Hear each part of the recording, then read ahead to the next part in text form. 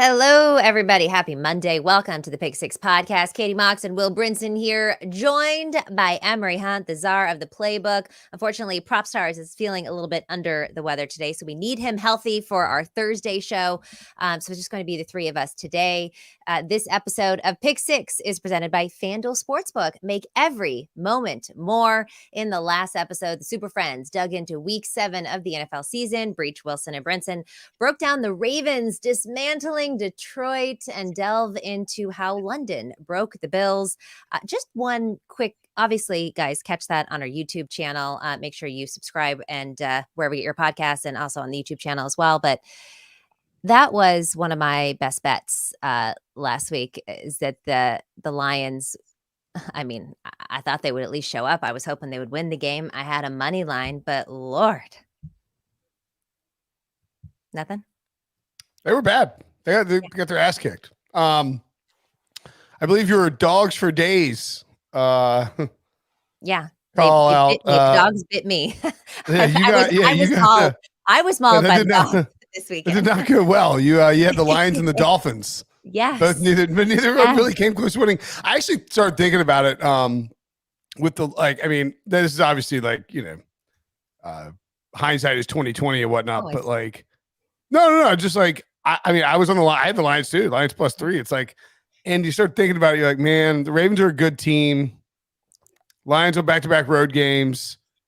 And I think the thing with the Lions, maybe, and I talked about this last night a little bit on Sunday Night Show, but the Lions' 2 losses are coming off of like real, like reading the headlines type of games, right? Where they beat the Chiefs on the road to open the NFL season. And it's like, and then they lose at home to the Seahawks. It's a good Seahawks team. No big deal. Yeah. No, it's not a bad loss. Just like, definitely reading some headlines. And then you go to Tampa Bay and beat the Bucs 20-6. You flex on another theoretically good NFC team on the road. Lions fans everywhere. We're hyping them up. Everybody's talking about how the Lions have arrived. I'm talking about a Lions Dolphins Super Bowl.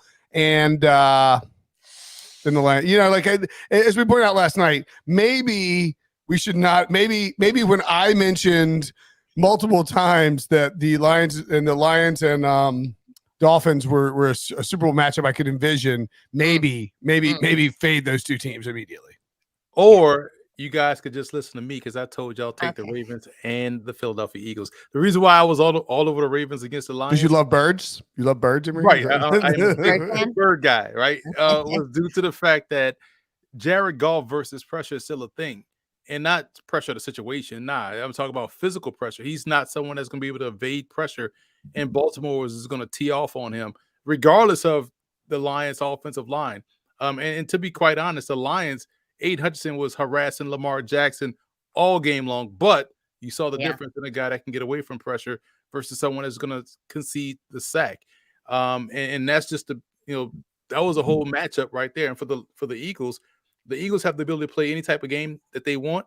And we saw them take up damn near half the first quarter with their first drive, right? Just that. So if they have to play up tempo, they can. If they can slow it down, they can. I think that kind of threw off what Miami wanted to do from a timing perspective. So this was just matchup based wins why I like both teams. So still listen to Will, still listen to Katie, but that's why I thought differently last week. You don't win all your bets.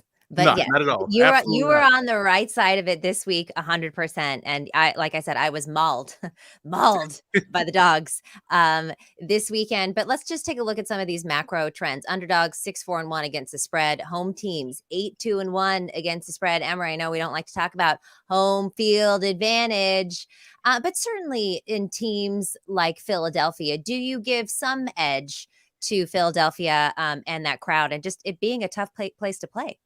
Nah, I think the Eagles, if that's giving credit to the stands and to the stadium, is like saying the Eagles won because they wore Kelly Green. I would believe that more than anything, right? It's a good color.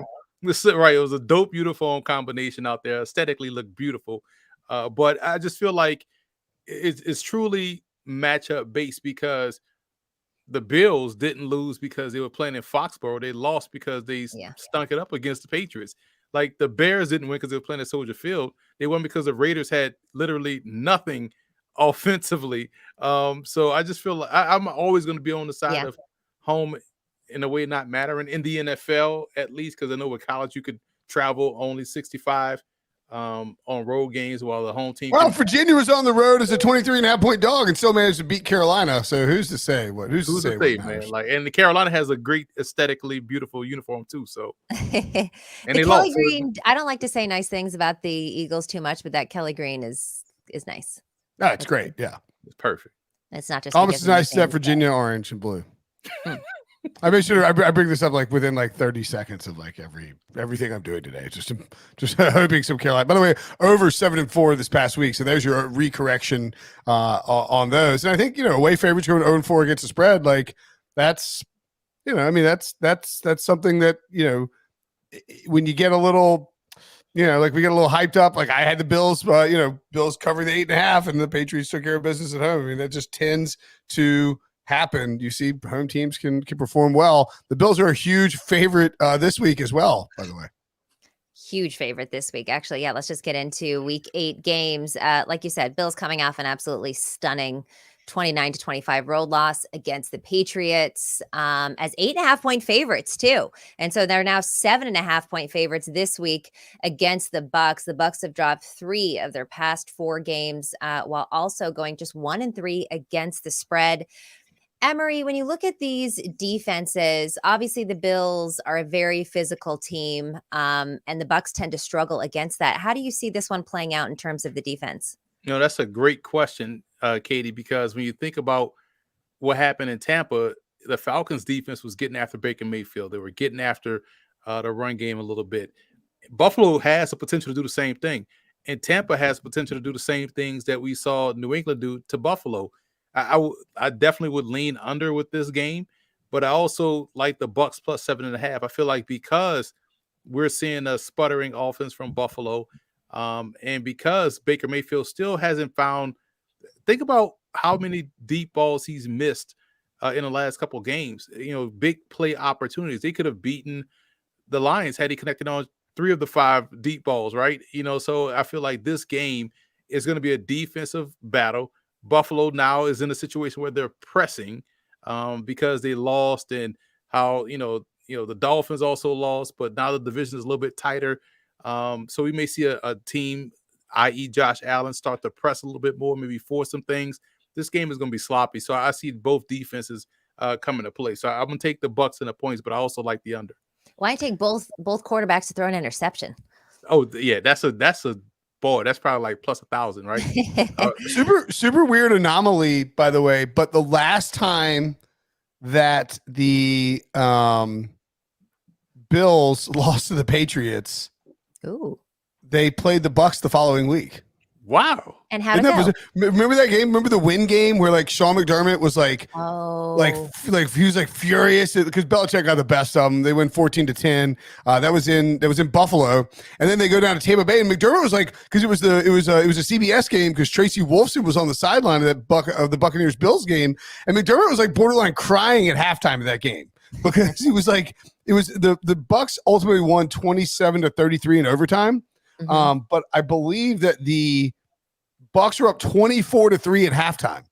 Like the Bills were completely just deflated, for no pun intended, after that Patriots loss. And then mustered a comeback, obviously tied it up. They scored 3 times in the 3 touchdowns in the 17 unanswered points in the fourth quarter to tie it up, and then lost on a 58-yard Brashad Perryman touchdown, walk-off touchdown in overtime. Very different Bucs team. You still have a top Bulls defense. I think Tampa can keep up with Buffalo a little bit because this Buffalo defense has me worried, like big time worried. I think that I'm concerned about the ability of Buffalo to stop anybody at this point. Mm-hmm. That being said, I mean, 7.5, man. Gosh, I don't know. I don't know. By the way, they would also win their last 4 games of that season and finish 11-6. But anyway, 7.5 feels a bit steep. It looks like it's juiced towards the Bills. Yeah, I think I'd probably wait and see what happens here. I mean, Buffalo off their first loss bounced back big against the Raiders, but then their second loss, against the earlier this offseason in London, they come back and barely squeak past the Giants and lose the Pats. Like laying 7.5 for the Bills feels like a lot, but But then also coming off that embarrassing loss the first week, then they came back out, against Miami. And that's what I'm saying. Like, they dominated the next 3 weeks. Man, I don't know. I got burned last week, so I'm staying away from the Bills. You know what I'm saying? Like, I know. I'm kind of parlay. So I feel like everybody team total under, and they almost hit that in just the first half. All of a sudden, they're scoring machines. Primetime Bills game. The Bills crowd should be really loud. I don't know. I think I'm going to lean towards the Bills. I wouldn't bet this right now. It's not going to shoot up to like 10 or anything like that. No. Eagles at the Commanders. Eagles -6.5. Total of 44. With the total juice to the under here. I think we're going to see plenty of. It's that time of the year where you're going to get weather. It's going to be cold. It's nasty. Teams are, some teams had bye weeks. Some teams are kind of limping along. I mean, Philly, a huge favorite here, Emory. Opened at look at it with 6, opened at 6.5, hadn't really moved. I mean, might take the over 6.5 sacks on Sam Howell here with that Eagles defensive line and this Washington offensive line, man. That's the matchup. That's the key in this game. How many sacks can Sam Howell take, and he's got 40 this year. 40, that's insane, man. Like, and he's an athlete. Like, at some point, you got to get out. You got to help your own. You got to help yourself, man. But it's going to be tough. I also have a question, like, how healthy is Jalen Hurts? Right. He was limping a little bit last night. Then when he tried to take off, sometimes he had a little gimpy gait. Yeah. I think he came out after the half with a brace on it. I couldn't really see, but I'm pretty sure he had something on that knee. Will he be? Mike Garafolo tweeted a video of him like limping off the field after the game. Oh, so there you go. So so now you wonder how much will that change the offense? Will they lean more on their run game? I would say lay the points with Philly on the strength of their defensive line, their defense creating havoc against Washington. Yeah, I think so too. I don't know about you, Katie, but I think it's hard to take the Commanders even at home, catching the 6.5, knowing what that defense will do to Sam Howell and the Washington offense. Like I don't see how Washington gets any sort of offense going against this Philly defense. I mean, you're not gonna be able to run the ball. Sam Howell's gonna be running for his life. They've got good guys covering on the back end. And their coverage has been fine. And it's like the only issue is like I could see the Eagles being content to win 20-14. Or these divisional matchups too. We got kind of caught up with the Giants and the Commanders last week a little bit. I feel like kind of freaky things can happen in these divisional matchups. Almost a touchdown is a lot of points. But there's just no reason for me at this point to take the Commanders. This total of 44, I guess it's dependent on Jalen Hurts and how he's feeling. And, not to take anything away from the Eagles, they absolutely won that game and they should have won that game. But the Dolphins also committed 10 penalties. It was 10-0.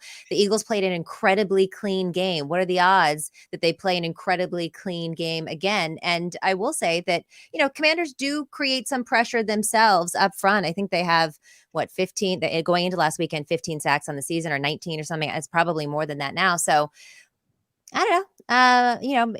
Commanders had 4 drives of 64 plus yards for touchdowns against the Eagles in that last matchup and took it to overtime. So it's like, I think actually, you know what? I would bet the under in this. This is so you got the second divisional matchup, 2 good defenses, Eagles offense that will not want to expose Jalen Hurts' ankle to a ton of stuff. We might see them sort of avoid the tush push or the brotherly shove a little bit here if they can.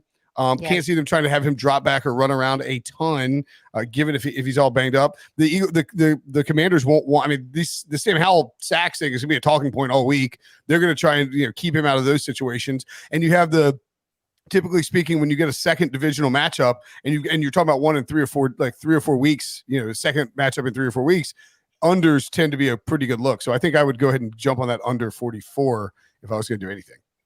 All right, let's move on.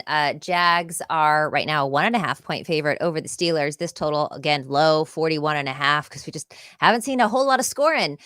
Jags are on a 4-game winning streak, scoring at least 23 points in all 4 of those wins. They are the second most profitable team to the over this season. It's gone 6-1. And while the Steelers defense normally is pretty ferocious, we haven't exactly seen that so far. They're giving up 21 points per game on the season. The under actually actually just 1-5. So I might lean over this total kind of low, considering the Steelers haven't been able to stop much and the Jags have been scoring a lot. But Emory, what's your take on this game? Both teams start off slow offensively for whatever reason, despite the Jags having better personnel offensively. We know why Pittsburgh starts slow. Pickett doesn't show up to the game until fourth quarter somehow. And start hitting. How the hell is this team 4-2, man? Exactly. It's so insane. In Jacksonville, on paper, you're like, okay, this team should average 30 points. So you trust that they can get it going. I do like that over as well, Katie, because you think about how can you challenge Pittsburgh? You spread them out and you pinpoint passing, pick your targets, widen out that pressure. But for Pittsburgh, you can't trust their offense, to get off to a great start, especially against a defense that's starting to ascend in Jacksonville. So I like the over. I think Pittsburgh can get 13 points, but I will lay these 1.5 with the Jags too. Jags getting a full 10 mini bye with it playing last Thursday, and then your back-to-back road games, but you are with that 10-day break is pretty nice. Jaguars 5-2, starting to play well. I mean, Steelers are definitely a threat in the AFC, even if they're like minus 25 points, minus 24 point differential. It screams total fluke. Worth noting, I went over and looked at sportsline.com. RJ White, our buddy, of course, he's on the Thursday Pick Show, has opening line projections and early power ratings that he puts out on Sunday. If you use promo code PICK at sportsline.com/join, you get your first month for $1. I don't want to give all these away, but I will tell you that his early line has the Eagles. It should be -9. His power ratings have the Eagles -9 against the Commanders, so he would lay the 6.5 there. And then actually, as the Steelers -1 in this game, since the wrong team is favored according to RJ's projections, which I thought was interesting. I think most people will take the Jaguars. I wouldn't be totally shocked if the Steelers found a way to win this game in honestly, 3 of their 5 wins. How the hell are they doing this? We keep getting these weird Matt Canada shots where he's just like I cannot believe we are scoring points by accident. This is amazing. I would watch it in screw red zone. Give me Matt Canada offensive coordinator feed 24/7 and just giggle at the idea of him. He's like, okay. I don't know what Kenny's doing out there, but I like it. I don't know. I'm probably. Well, I mean, Mike Tomlin will just not have a losing season. It's just never going to happen. Yeah. He's going to drag Matt Canada into 2024. Steelers fans are going to lose their minds. Saints at the Colts. Colts -1.5. Another really low total, even though this one is indoors. 43.5. We actually saw the Saints go over the total on Thursday against the Jaguars. Surprising because they've been an under team all year long. Of course, the Colts were involved in a 77-point barrage against the Browns on Sunday. Clearly no Anthony Richardson here. Derek Carr catching the 1.5. I mean, my immediate thought would be look at this under, because I feel like even though the Colts will run a little more up-tempo stuff, they're not going to be able to run the football against the Saints very well. They're going to try. And I just don't see this turning into a shootout. Probably lean towards Emory taking the 1.5 with the Saints, but I mean, I don't love doing it. I don't advocate for this, but we kind of all been in this situation where you're driving and you're distracted, whether you're texting or replying or scrolling on Twitter or whatnot, and you just end up at your destination like, yo, how the hell did I get here? Right. I don't remember nothing about this Even drive. when I'm not on my phone. I've been reading I've been scrolling through Encyclopedia Britannica on my phone. So you're like, how did I get this destination? I sat there in studio with Katie and watched this entire ball game of the Jags Saints. And I was like, how did this game end up tied? The Saints felt like they were down 48-0. Next thing you know, it's a game-winning drive or game-tying drive. You're like, how did this happen? And I look at this matchup and I feel like the Colts do present the same amount of challenges to the Saints that the Jags do. The Colts defense, especially their defensive line, can really get after the quarterback. And they do a good job of playing the run on the way to the quarterback. So they will shut down Alvin Kamara on the ground. Now, whether or not he has success through the air is going to be a different story. How healthy is Julius Brent is going to be another different story out there on the perimeter. I'm not sure that matters because you still have Derek Carr patting the ball, holding the ball, throwing the ball out of bounds, screaming at some receiver about why you didn't jump out of bounds and go get the football. So this is a total stay away game, in my opinion, because I don't know, when Gardner Minshew plays like Gardner Minshew and not Minshew mania, we saw both in that game against the Browns. We saw the Minshew that was able to be efficient, play within the offense, even use his legs to get a big touchdown and play really well. Then we saw the Minshew mania guy start to believe his hype a little bit, be loose with the football, be a little bit cavalier with how he's moving in the pocket, took some sacks, put the ball on the ground. Stay away from this game completely. Yeah, I would tend to agree. And like you said, with the Minshew mania, it is really a roller coaster. It's like you had him versus the Jags and he looked absolutely terrible. And then he had his moments against the Browns. And, them almost beating the Browns, I think had more to do with the Browns just kind of and like the way that they were able to score on this Browns defense. The Browns played the Niners the week before. They were gassed. Like it was kind of a letdown spot, I think, a little bit for the defense. In looking at it, which I give it as one of my best bets. All right. Anyways, moving on. This one's a fun one. Texans at the Panthers, narrative game. CJ Stroud versus Bryce Young. Texans are laying a field goal here. This total is 43. The Panthers are still the only winless team, right? Straight up and against the spread. They have lost the cover. Panthers haven't covered either? They haven't covered. And they also they pushed against the Saints in that Monday Night Football game. Yes, there was one. I think they're 5-0-1 or 5-0-1. Which in hindsight is like, really? We put that game on national television? Really? Well, really? The games that have been put on national television this year and every year sometimes are quite questionable. But not only have they not really covered, but they have lost the cover, Brinson, by an average of 7 points. So losing the cover by a touchdown. Texans 4-2 against the spread. They have covered in 4 straight games. And according to Action Network, nearly 100% of the money is on the Texans in this spot. So I really feel like this line is going to move. This is one that I will jump on right now and take the 3 points with the Texans. But Emory, what are you thinking? Totally agree. Better defense, better quarterback right now. Better coach, better offense, better coach. Where are the Panthers better? Granted, they pay uniforms, city. Actually, I'd rather be in Houston. I'd rather be in Carolina than Houston. Charlotte. Yeah, Charlotte's overrated. Okay, I just haven't been to Charlotte. So I just feel like this game is I'm shocked. It's only 3. So I'm gonna lay these points right now. Yeah. With the Texans, convincing. That meme where it's like, "Oh bleep, here we go again," and the guy from like Grand Theft Auto, where the guy's walking down the alley, and he's like, "Well, oh bleep, here we go again." Yeah. Freaking Patriots and the Panthers. I just can't stop taking them.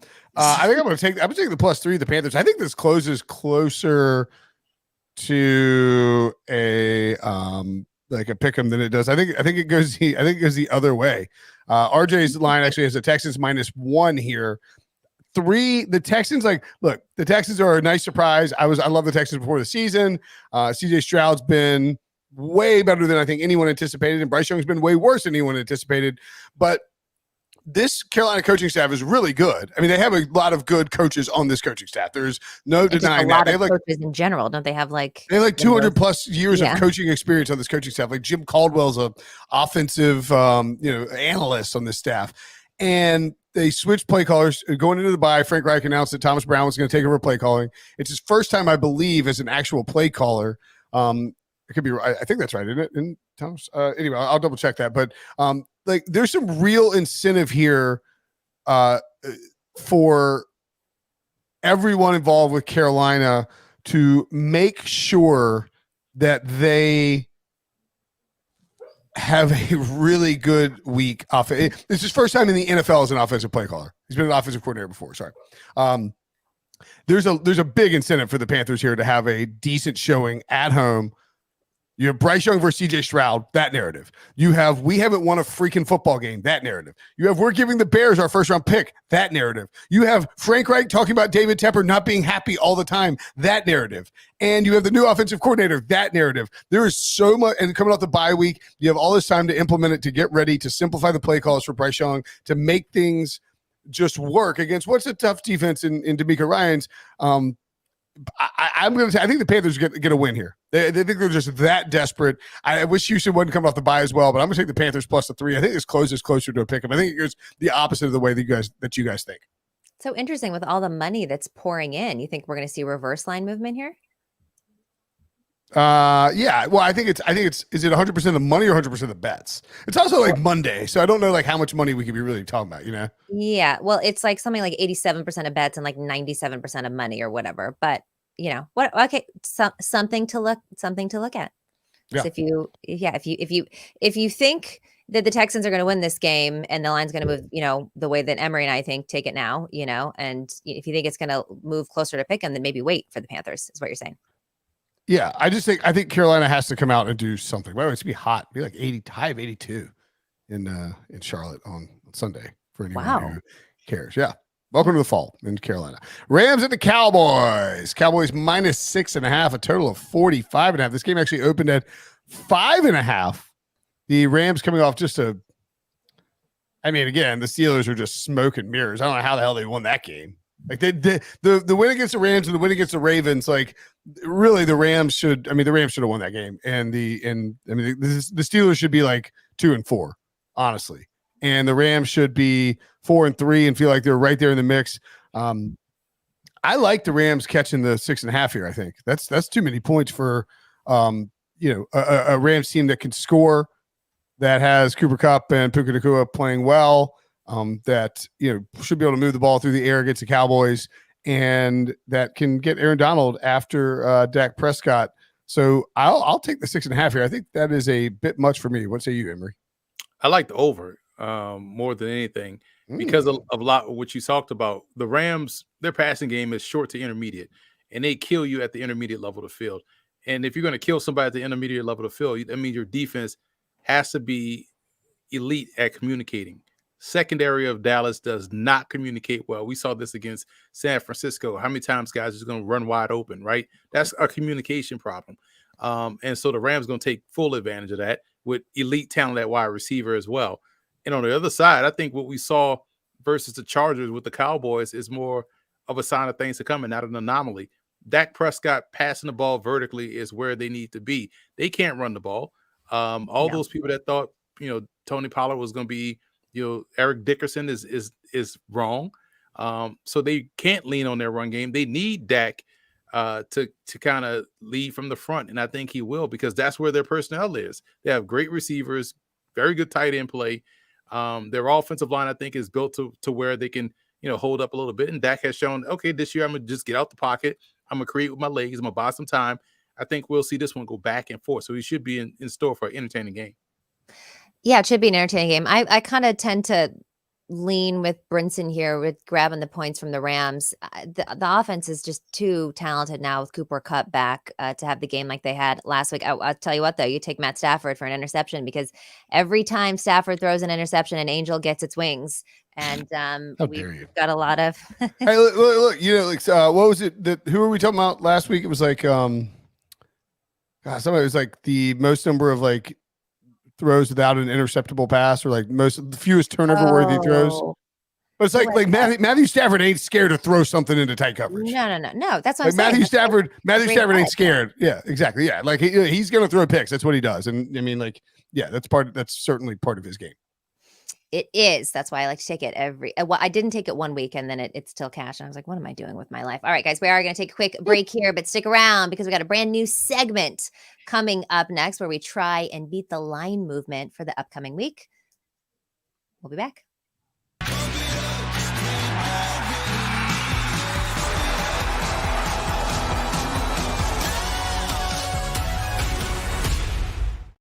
Welcome back to the Pick Six Podcast. We've got a brand new segment this week where we will give you a bet that you should lock in early before the line moves and get you some closing line value. CLV people will also do you one better and try to predict where that line is going to close at. And we're calling it anticipation plays. The anticipation play segment is brought to you by FanDuel Sportsbook. Make every moment more.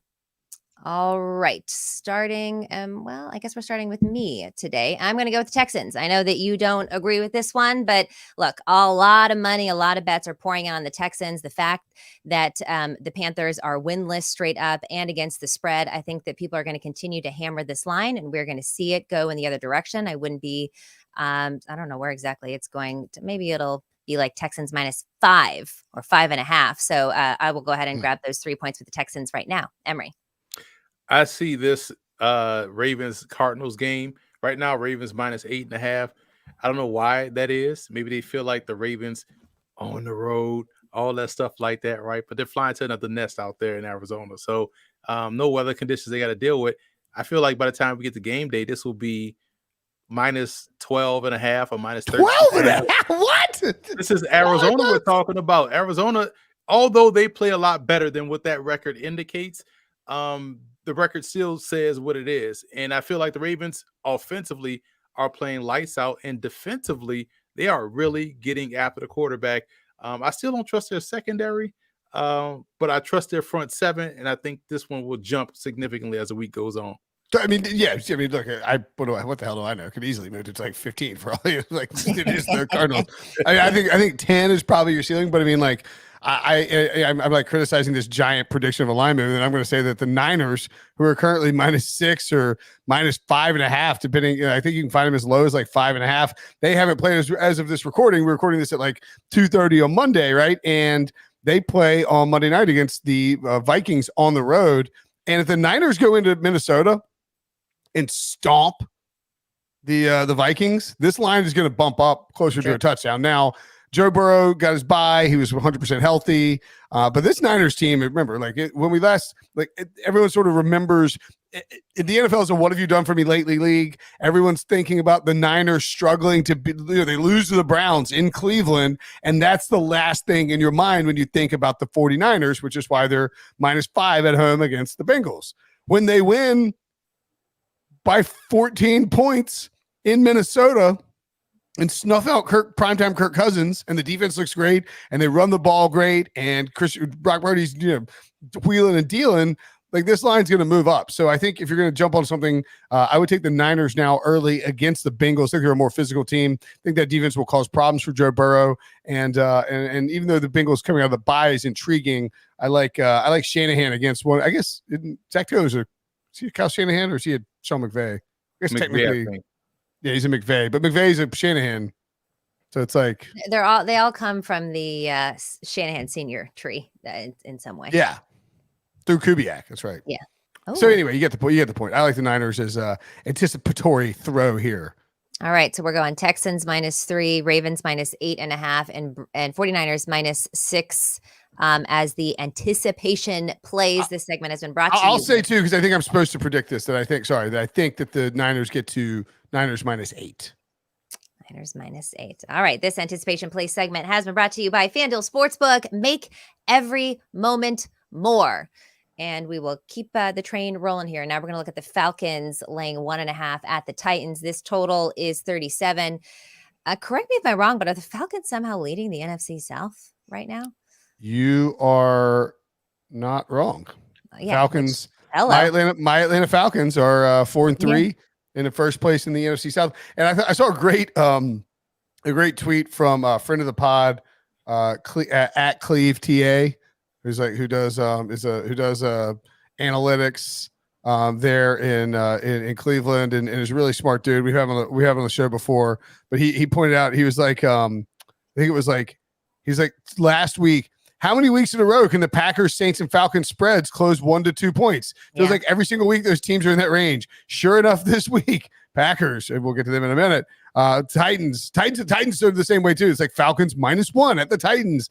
It's Colts -1.5 against the Saints at home. We talked about that one already. I think this is a good case too, where, and we were sort of I'm gonna text with like Nick Costas, Pete Prisco, JB Eisenberg, and we were just texting about like betting on the NFL earlier today. And it's like, look, because I know why we're doing this. Ryan Wilson currently 0-12 against the spread this week. on our official CBS Sports NFL Experts page. 0-12. I've never seen a clean reverse sweep. If the Vikings don't cover tonight, then bye-bye, Ryan. 0-13 for the week. That is absolutely amazing to go. Like, if he goes completely winless against it, and I'm like 4-8, so I'm doing terrible this week, but nobody cares because there's an 0-12 out there. But that's the thing about the NFL, betting on the NFL is like, we have this thing in the 4:00 window where Scott Hansen on Red Zone, he's like, welcome to the witching hour. Yeah, dude. He's like, well, wins become losses. You can see it where, because we have this like CBS picks pool that we do, and so we pick every game every week against the spread. And it's a great live leaderboard. Highly recommend people use it. And like, you could be sitting at the top of the leaderboard at 3:45 or like 3:30. And then at like 4:00, you're like, I am suddenly winning 2 games. Yeah. Like, that's like 1 to 2 plays flip these things. It's insane. And so these games that are like 1.5 point spreads, like you gotta be a nut job to be touting like, you're like, yeah, that's right, I'm a genius. That being said, I am a genius. I will take the Falcons. Wait, so Ryan took the Vikings tonight? That's like taking Rocky to lose in a Rocky movie. 49ers. Yeah. He took the Vikings points, right? Ryan had the Saints, the Bucks, the Bills, the Browns, the Lions, the Raiders, the Commanders, the Cardinals, the Rams, the Packers, the Chargers, the Dolphins, and now he has San Francisco minus 6.5 tonight. Man, Skype him in right now because I need to laugh. It is like he is 0-12 against the spread this week. Like, that is this was a tricky week. I mean, a lot of not that tricky. No, all right. Okay. No, going 0-12, like it's what I mean. Look, the second best, the best record. No, this is a sharp week. No one is better. Dave Richards, the best out there at 6-6. Right. 0-12. Yeah. Wins over Wilson. Wins under Wilson. Emory, when you look at this game, you got Desmond Ridder, who's been playing better. I believe he's undefeated at home. Of course, this game's going to be in Tennessee, but he has 9 turnovers in his last 4 games. He's given away the ball at least once in all but 2 games this entire year through 7 weeks. Titans are coming off a bye, I believe, right? But there's still uncertainty around Ryan Tannehill. NFL Network reporting that he is unlikely to play, which means I think we're going to see Malik Willis. Tennessee's offense has been pretty abysmal. Do you think this gets better or worse with Willis? It doesn't get better because of the defense that they're going to face in Atlanta. The problem is, can Desmond Ridder and this Falcons offense get out of their own way? Like the fumble on the 1-yard line going in under center. Then the second fumble as you're crossing the goal line, the touchback. Like, do you know what irritates me? I took him for an interception. He fumbles the ball a million times, but doesn't throw an interception. And he played actually really well throwing the ball. Has some great tight window throws. So right now, when everything is clean, they look a lot like how Tennessee looked under Arthur Smith. And Tennessee coming off this bye week, I know defensively they'll be game. They'll be able to frustrate Desmond Ridder. The under seems like a really good play, especially when you're breaking in a new quarterback potentially, or a quarterback that won't be able to get out the way. 2-11 combined for these teams to the under this year. So, I mean, sorry, 11-2 to the under. Sorry, I'm about to get my Ryan Wilson on it because I was going to take the under.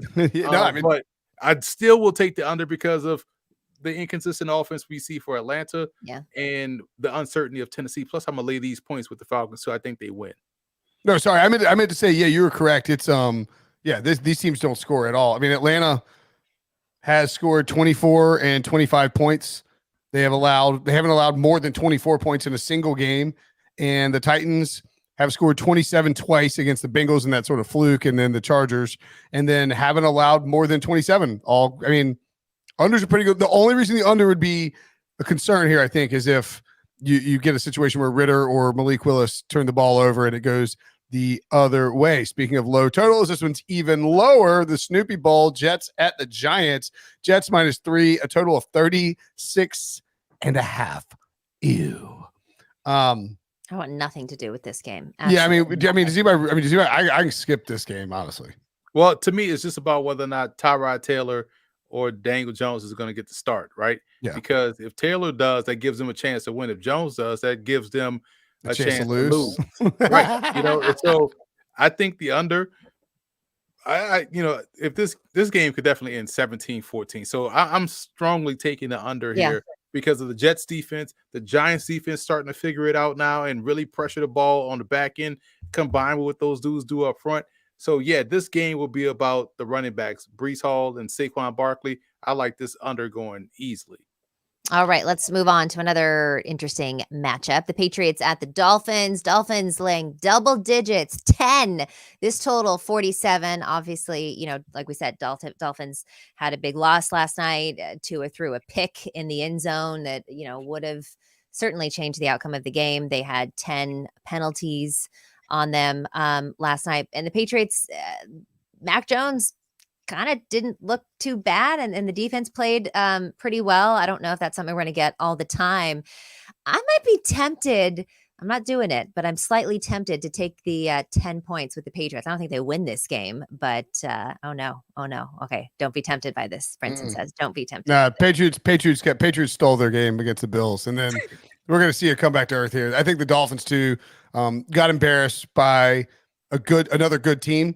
The Dolphins are going to beat the Dolphins themselves at home in the heat against a Patriots team that is like coming off basically their Super Bowl. Got Belichick his 300th win, beat the Bills. Dolphins embarrassed in prime time. They're going to go back home and they're going to go up against a team that's just not nearly as good as the Eagles. And they're going to be able to run the ball and throw the ball. Yeah, I mean, like Tua's undefeated against Belichick, I think, but hadn't really been all that great against him. I think they get the offense going. I mentioned RJ's power rankings article. Just to give this, Dolphins minus 13 is his line that he projects. So you can see that juice starting to lean towards maybe getting to 10.5. I think this one could move too. This would be another anticipation game. And then the over, I think probably a pretty good look as well. The Patriots will just have to try to keep up. I like the over. There's going to be explosive plays in this one. I think we see 50 plus points for sure here. How much of the Patriots offense do you think will show up though? Like what we saw last in that game, the fourth quarter, I thought they moved the ball pretty efficiently, up tempo, 2 minute. Maybe that's the way they should go with Mac Jones. Dolphins was getting pressure against Philly, low key. They were flying out all over the field in the secondary outside of Kader Kohou, who's a solid player, was playing out of position. I'm kind of with you guys. I would lay these points with the Dolphins. I'm scared of the over because it could be all Dolphins, and at what point do they pull the brakes off? Starters out. It could be 35-3. It could be 35-10. So I was away from the total.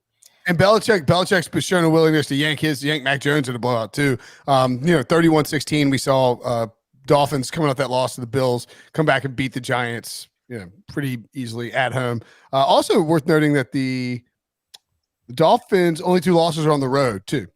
Physical teams, but also on the road. They won their first 2 games on the road, but they were close. And then you get now the other thing with total too. Another second divisional matchup between these two teams. Maybe a little worried about that, but I think I would lay the points with the Dolphins. Vikings, we mentioned them. They play tonight. They are at the Packers, who we mentioned. Always had these tiny spreads. Packers minus 1.5, a total of 43.5 in this one. See some juice to the under here on FanDuel. Man, Packers offense looks awful, but the Vikings are a cure for those ills. I'll tell you that much.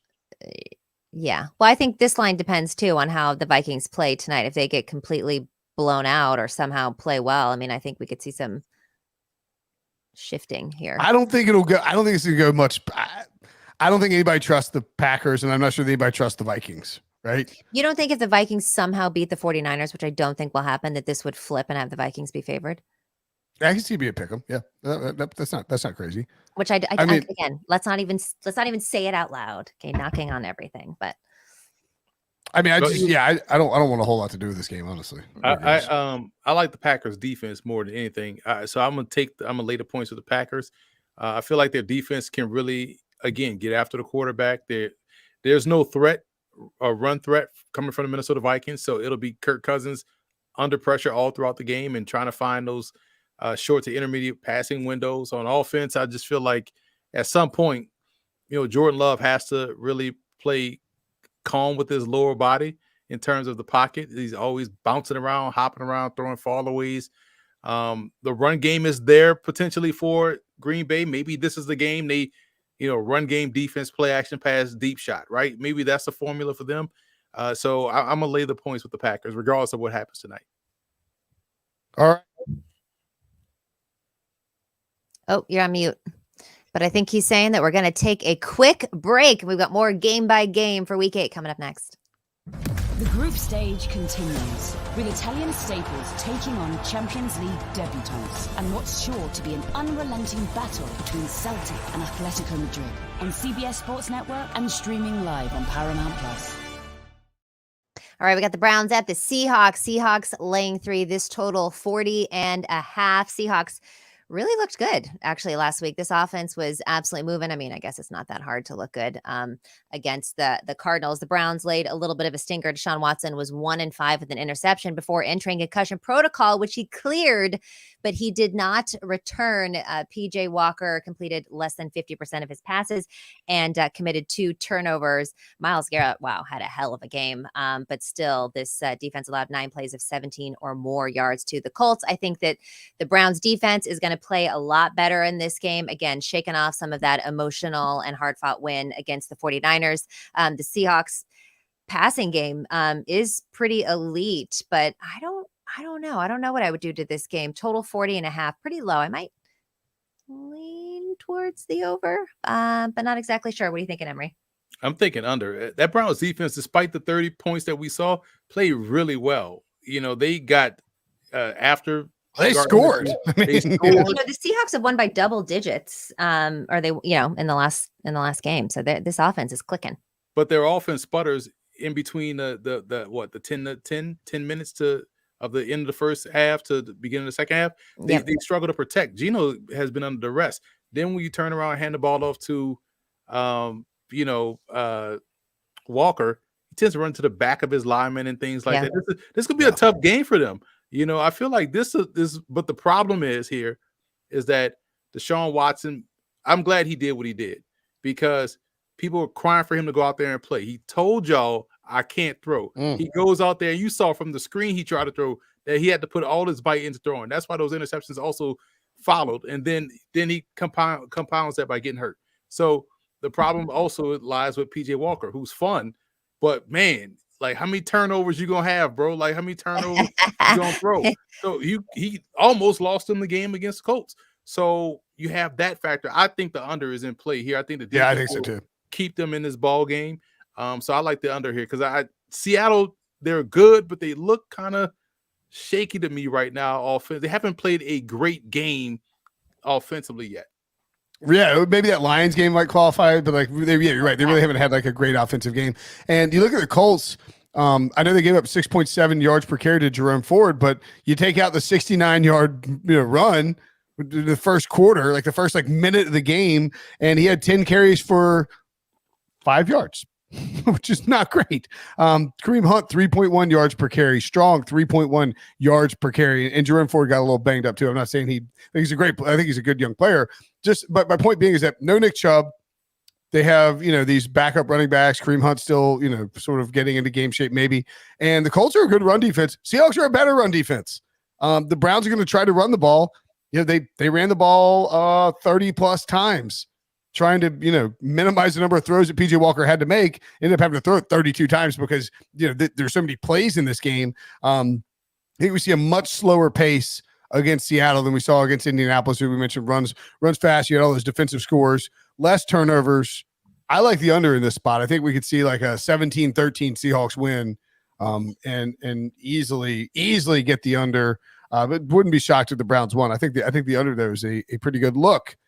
Bengals at the Niners.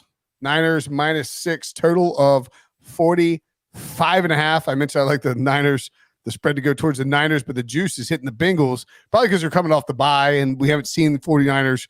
Again, everybody thinks back to that Cleveland game. Yeah.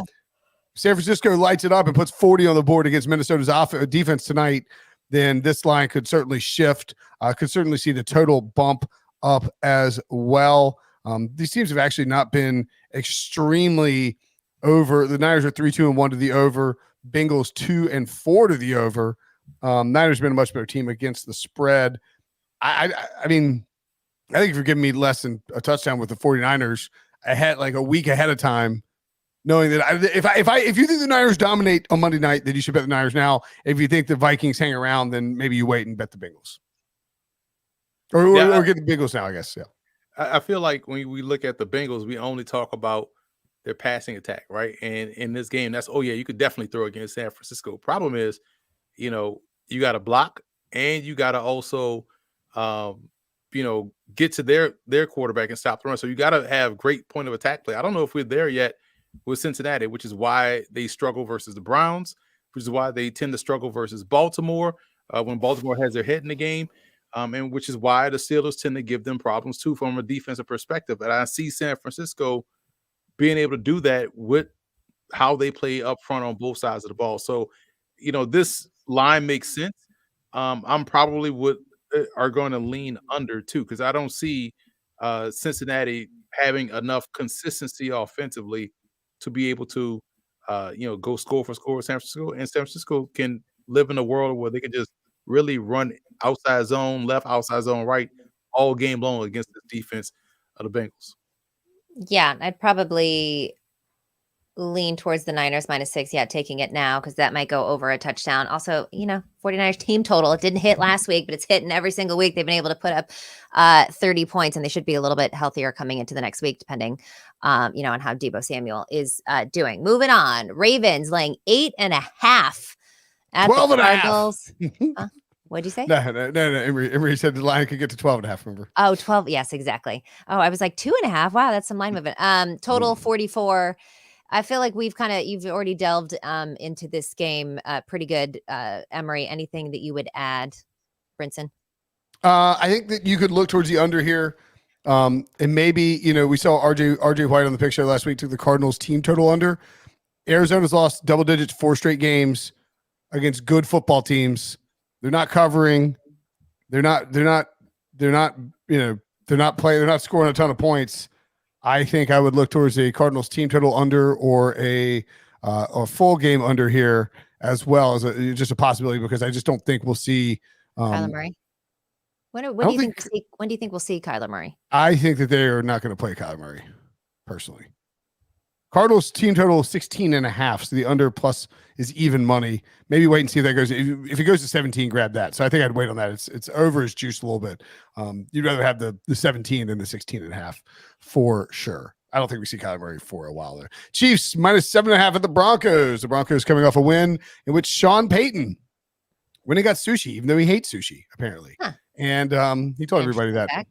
Yeah, it was interesting. Chiefs getting a little juice here at -115.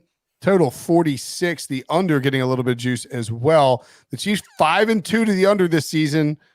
Broncos are actually been an over team. The Chiefs, after being a disaster against the spread last year, 5-2 against the spread so far this season. Broncos 5-1. Russell Wilson looked all right against the Packers. Got the Brinson MVP last night, but I don't know that. I mean, this Chiefs team hasn't allowed anyone to score 20. They've allowed one team, the Lions, in week 1 to score 21 points and haven't given up more than 20 points since then. It is hard to see how the Broncos are going to put up a ton of points against this really good Kansas City defense in a game where, I think certainly, they played 2 weeks ago. I think we're going to see a lot more Isaiah Pacheco. I think we're going to see a lot, I think the Chiefs will minimize their exposure in this game, and we see the Chiefs. I think the Chiefs could cover easily, and the Broncos only put up 8 a couple weeks ago, right? 19-8. Yeah, I mean, easy cover. Yeah. What was lost in this is the fact that they did play 2 weeks ago, right? So now, what adjustments do you make? What was held back in that first meeting? Because we know we're going to see this team in 2 weeks. So we may see a different playbook for both teams on both sides. But what's lost in that 19-8 score, how well that Broncos defense played, was lost since the Jets game, let's say, is how well this Broncos defense has played. So they are doing a solid job making corrections on that side of the ball. Plus, Russell Wilson's playing well. Maybe Sean Payton calls a better game offensively this time around. Remember, last game, this was a 10.5 point spread. And we all jumped on that. And then they had that late backdoor cover situation in Kansas City. Yes. So this is going to be fun to watch. I think the under is really strong play here because of how well Denver has finally caught up on defense, and their run game is starting to pop a little bit. I may even sprinkle some on the money line here against this Chiefs team. Ooh, spicy. Ooh, okay. Spicy. All right, moving on. Bears at Chargers. Chargers laying 8.5. This total 46.5. Line opened up at 9.5, but has since moved down a full point. Both of these teams are terrible against the spread. Bears 2-4-1. Chargers 1-4-1. What do you think about this Chargers defense, Emory? Oh, or Brinson? I would say I wouldn't raise my hand. I would say take the over. Oh, Bears 5-1 to the over, or 6-1 to the over. Excuse me. Justin Fields still doubtful to play. That's the only real concern. But secret Bagent man Tyler Bagent may get a second start. Maybe a little bit of a situation where he comes back to earth. But I can see the Bears putting up some points. I don't see them slowing down the Chargers. I also have a hard time laying that many points with the Chargers because the Chargers just play one-score games. Every time out. By the way, LA needs this one bad. They are 2-4. They are slipping like if you would not have guessed that the Chargers were further out of the playoff race than the Bengals. Like the Bengals are ahead of the Chargers in the standings, despite having like a banged up Joe Burrow. The Chargers are first time in 3 years I haven't taken out any futures on the Chargers. The Chargers are behind. This is no joke. This is who they're behind in the standings, according to the NFL official NFL standings. Mm-hmm. Houston, the Houston Texans, the New York Jets, the Cincinnati Bengals, the Indianapolis Colts, the Las Vegas Raiders, and the Tennessee Titans. Here's who they're ahead of. The New England Patriots and the Denver Broncos. Like, what are you doing, Brandon Staley? You stink. You're 2-4. You better win this game. You lose this game and it's fire Brandon Staley into the sun time. Which, yeah. He's first curse. He's fired midseason. You lose this game. You lose it at home as an 8.5-point favorite. By the way, there'd probably be a bunch of Bears fans there. So I probably like the over. I probably like the over in this spot. All right. Let's run through the checklist. Chargers have better quarterback, running backs, receivers, offensive line, defensive line, and pass rush. Athletic linebackers, they got them there. Secondary, they have the Bears there. Bears are starting a rookie quarterback that D2. he played well, but yeah. I know Bears fans and Bears bloggers are, the offense looks better under Bagent. Well, hey, 5.6 yards an attempt. Stop it. Chargers are going to win easily in this one. Lay these points with the Chargers. They can't screw this up because there's no threats on the other side of the field for them to screw it up.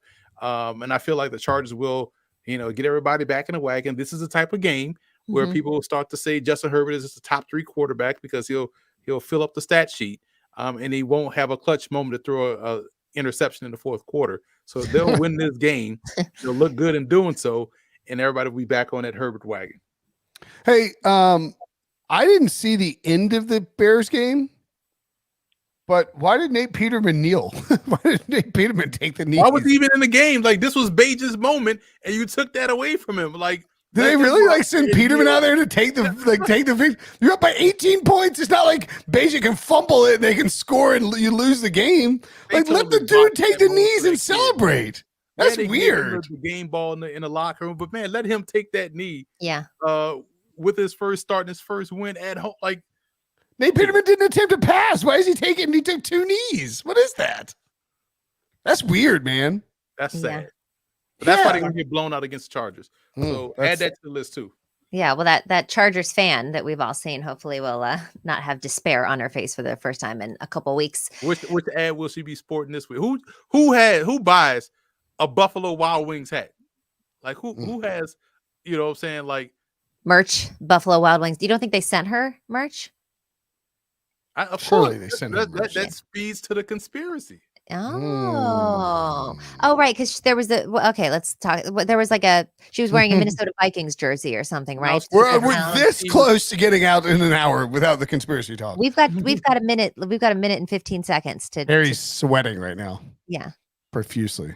Oh wait. So what's the conspiracy? She had a plant that she was planted as a fan that she's not a real fan. Okay. All right. And I don't even need to go any further than that. That is a ridiculous take, people. Real fans exist that are spirited just like her. All right. Make sure you join us all week for more NFL coverage. Tomorrow, Brinson, Breach, and Wilson are joined by Pete Prisco to break down his weekly Power Rankings on CBSSports.com. One last reminder, people, show us some love with a like or comment. Hit subscribe on the YouTube page. And if you're listening to the audio version only, do the same, like, follow, and leave a 5-star review. And also download it. And we'll see you next time.